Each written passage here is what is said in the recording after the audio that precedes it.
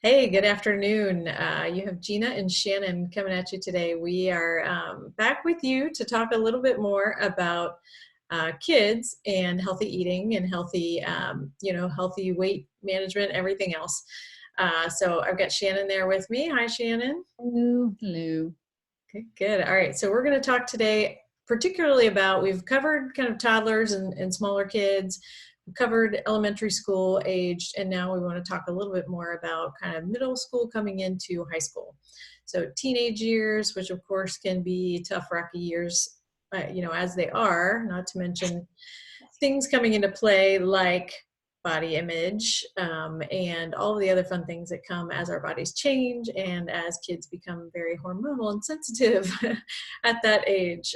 Makes it all a little bit tougher. So we wanted to cover a little bit on that topic, and kind of give you some food for thought, as far as some strategies for how to positively address that with kids. So in particular, Shannon, starting off, talking a little bit about body image. I mean, that's something that we've all been through, that stage where, mostly in high school, it comes around, but maybe starts in junior high or middle school, whatever you call it, where we become a lot more sensitive about how we look. We notice how we look a lot more. Now it's actually a thing. And of course, you start dating and you think about it a lot more often.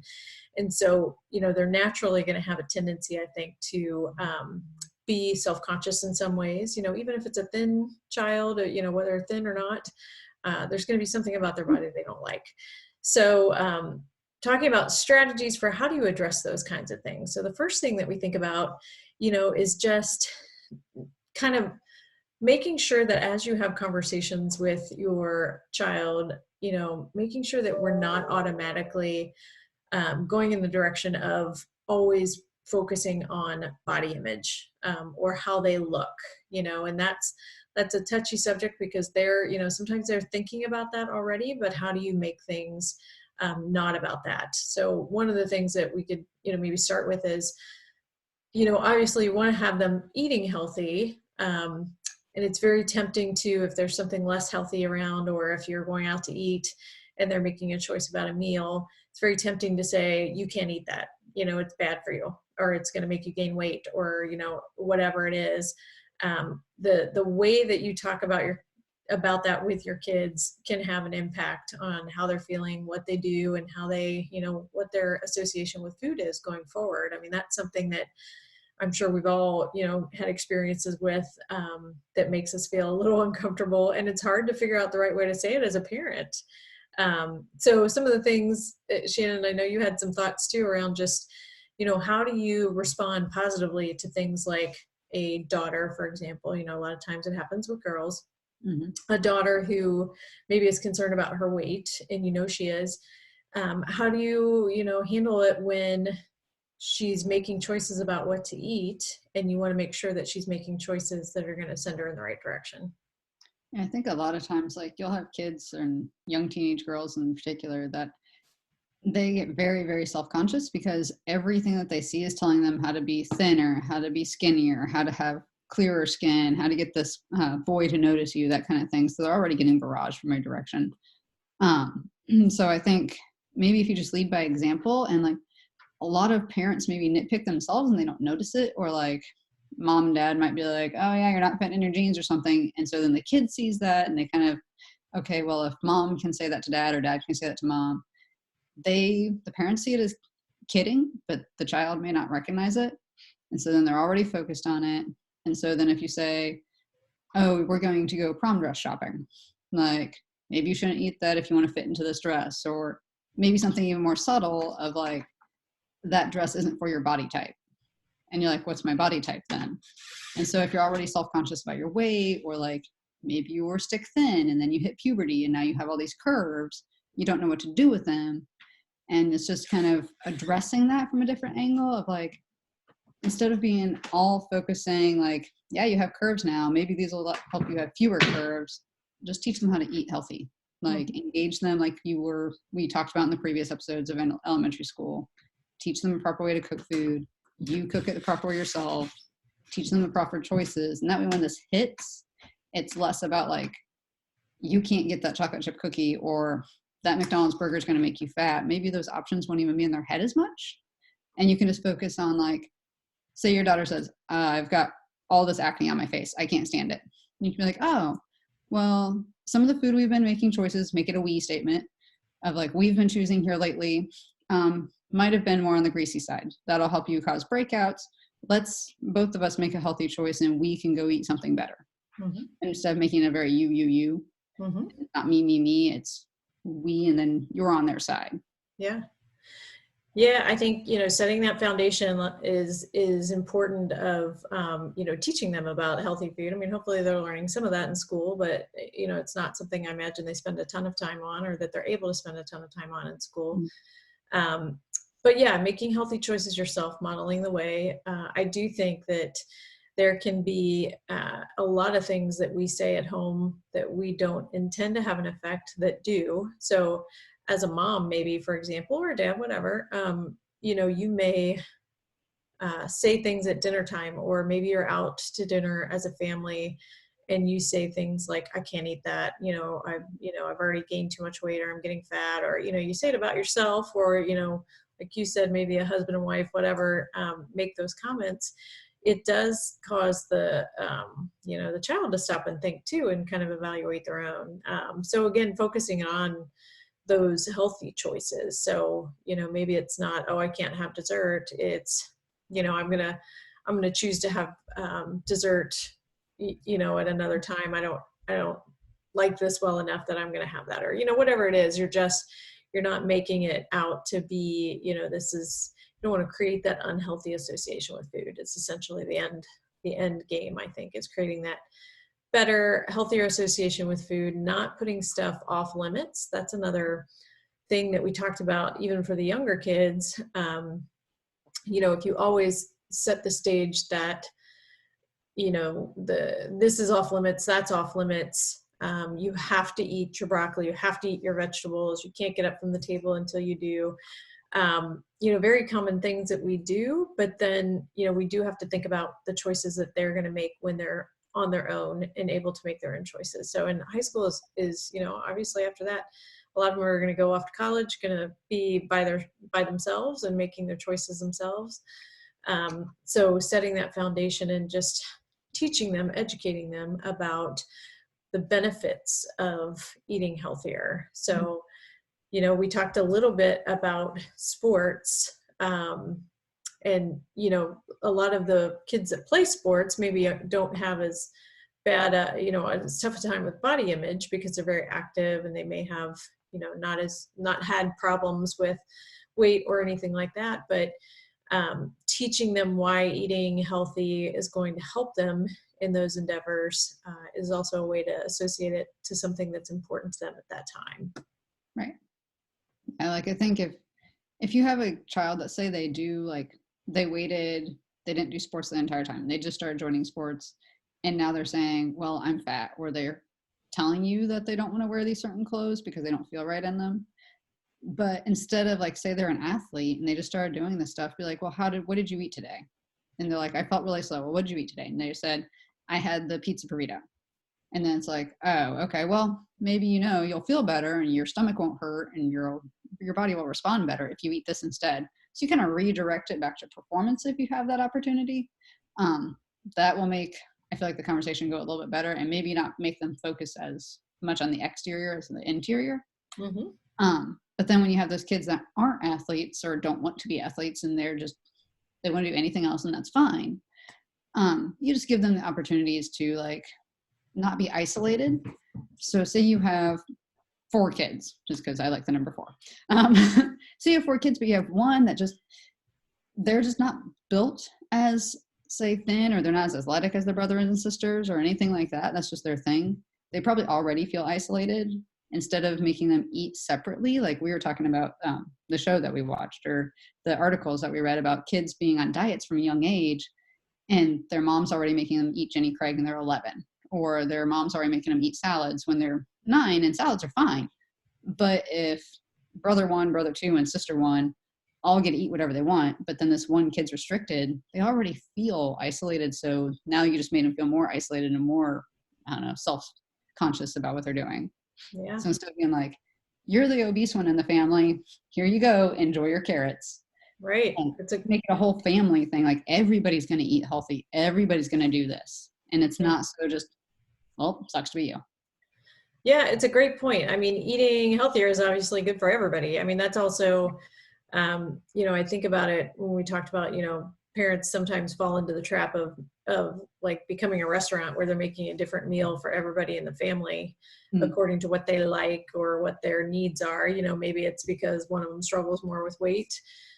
It does just create, that expectation, one, that that's going to be special for them, but then for the person that's, might be because of diet, issues, that becomes very unhealthy for them to have to know that they have to eat differently from the rest of the family, and they shouldn't. If it's good for them, it's good for everybody, so everybody in the family should be eating the healthier meals.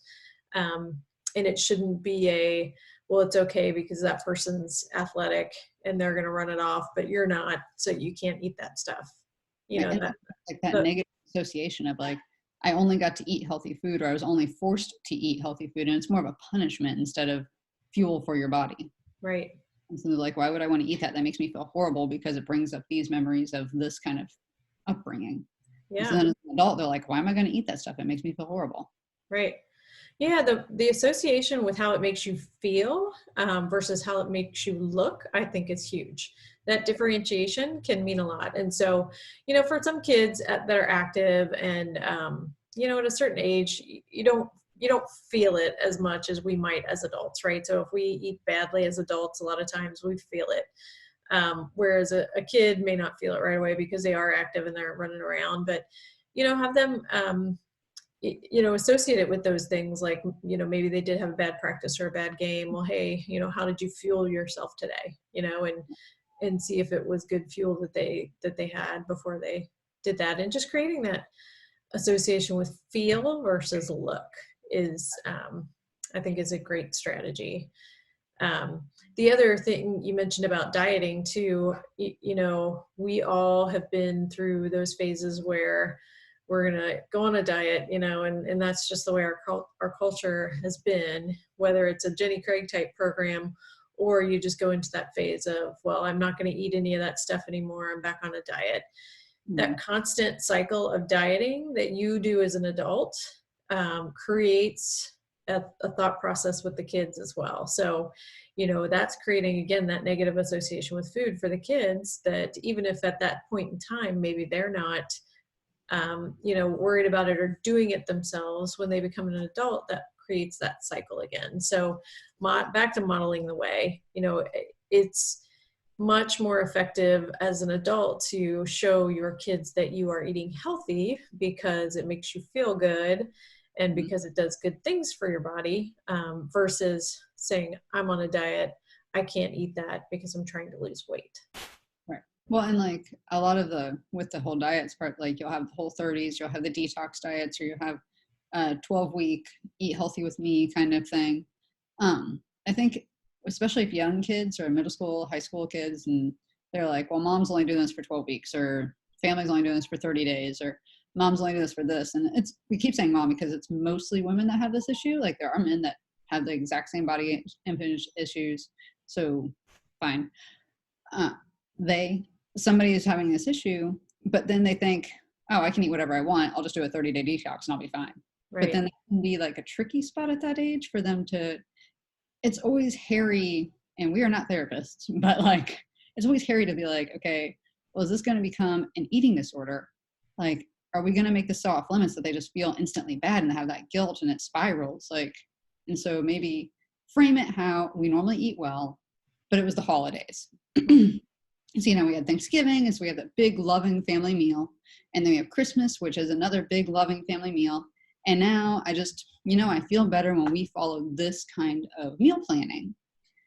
And so I want to get back on that. And a really good way to help me make those habits again is to be a little bit more strict right here, but it's not permanent and it's not forbidding food. It's just, we're going to get back onto how we normally eat. And it's going to feel a little bit more strange right now. Instead of me and like, this is a fix. Right. But yeah, it's back to your normal lifestyle, which is a healthy lifestyle.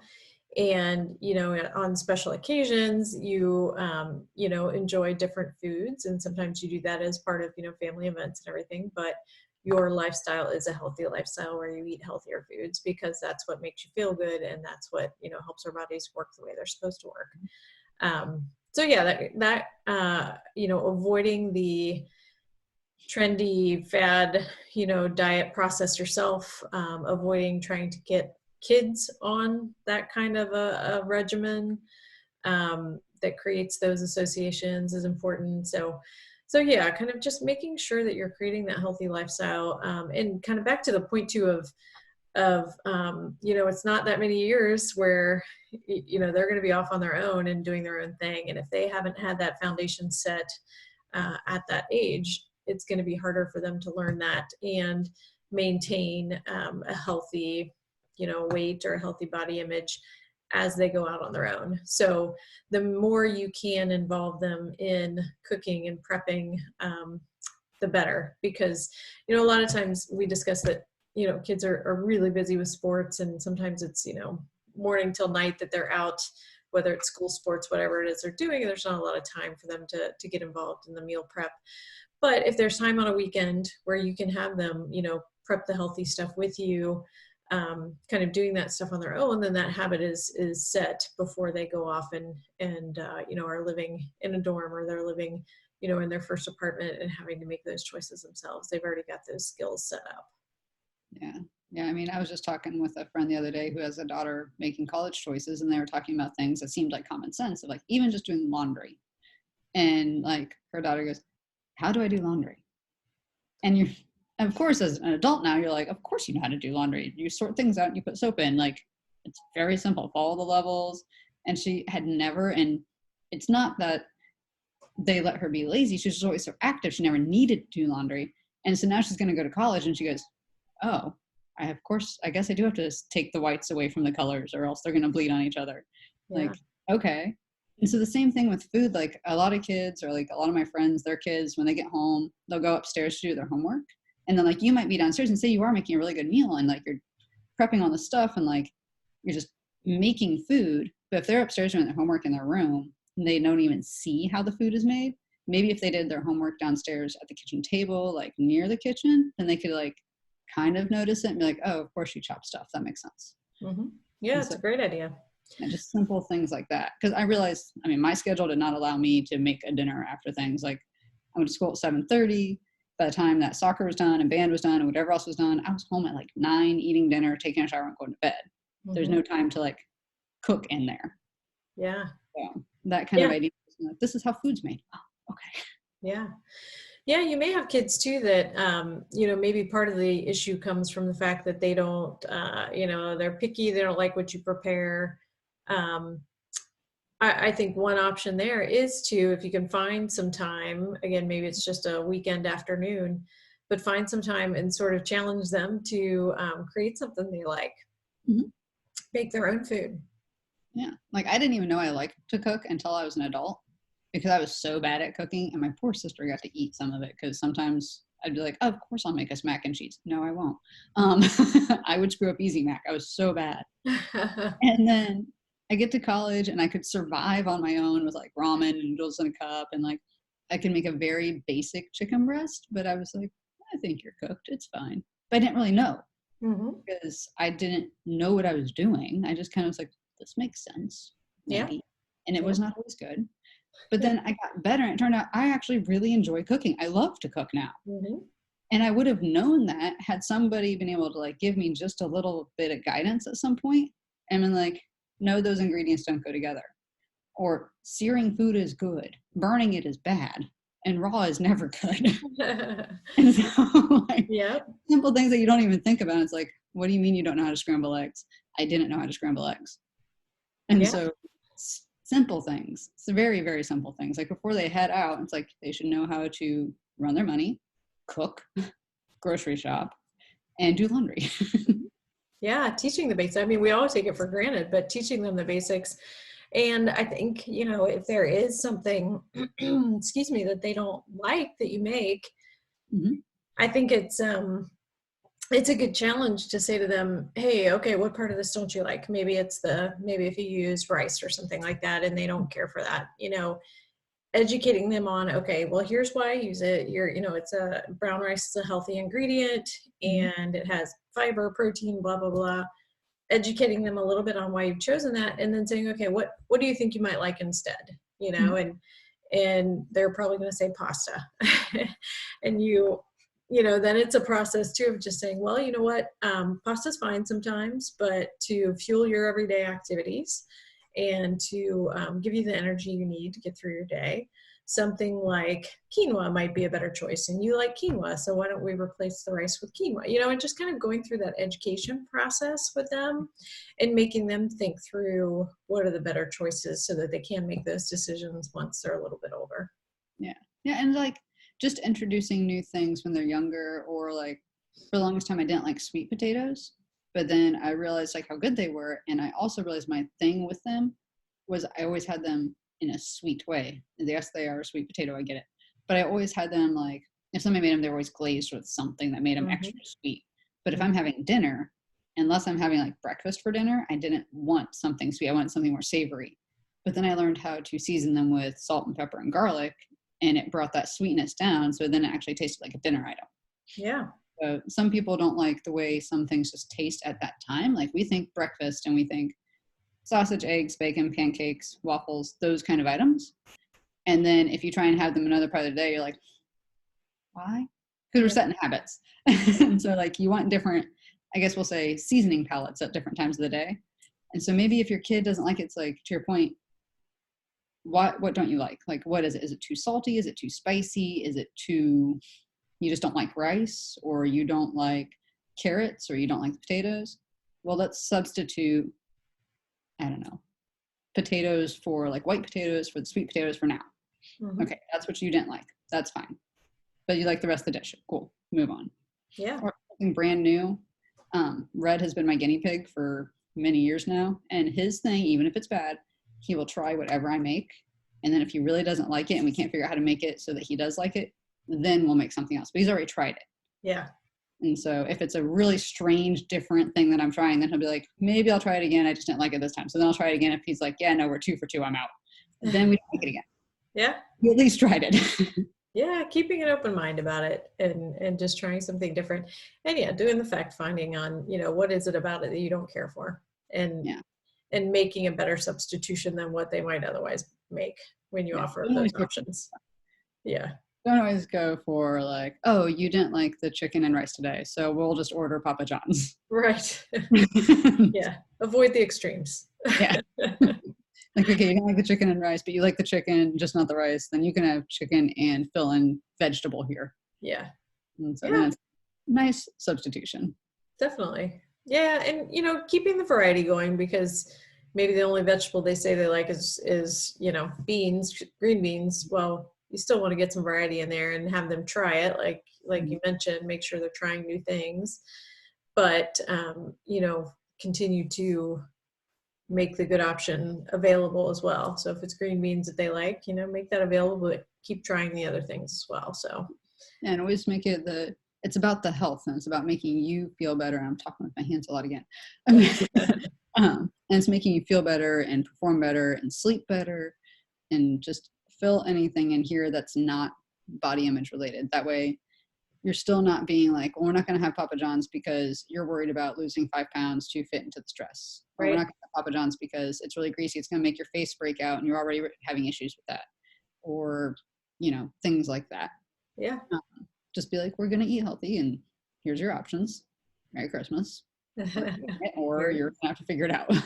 Right. Yeah.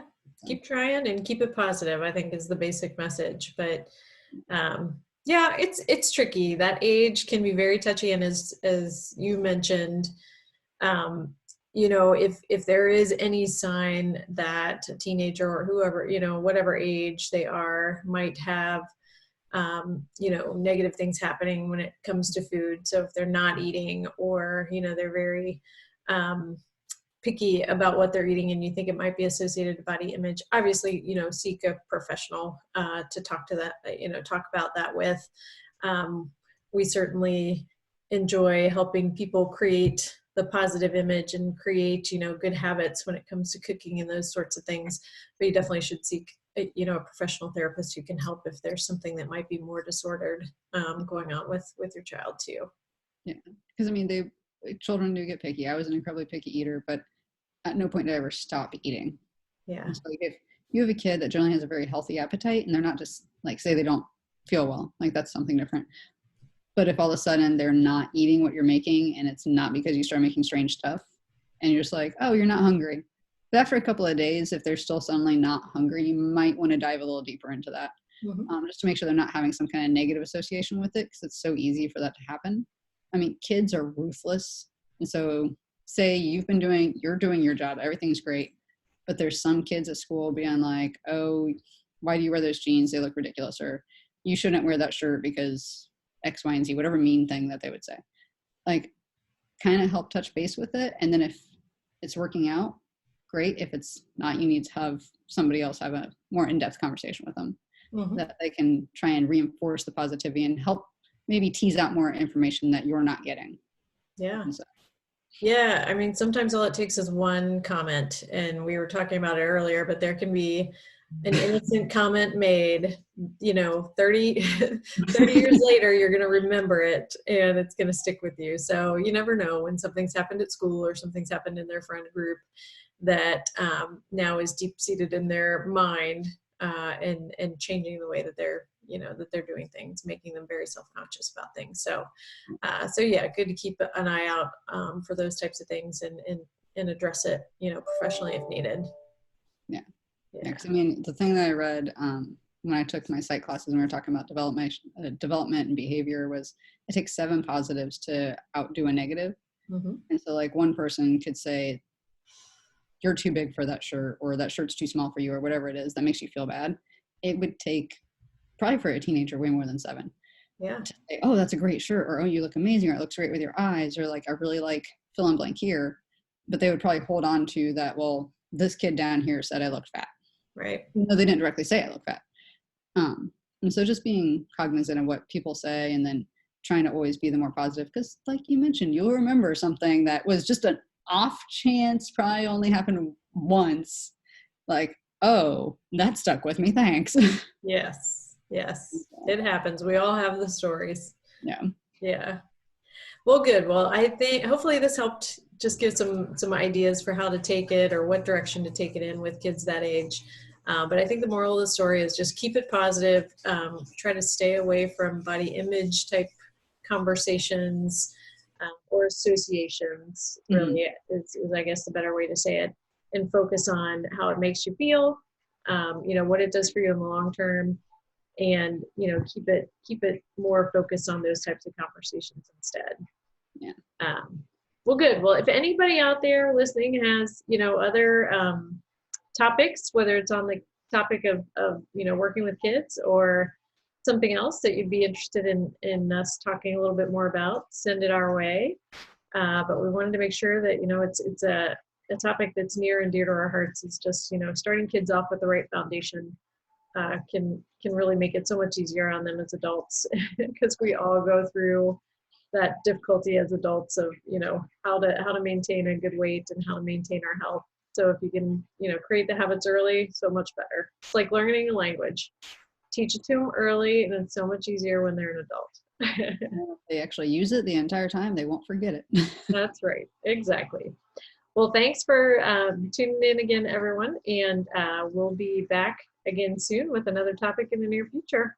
See you later. Bye.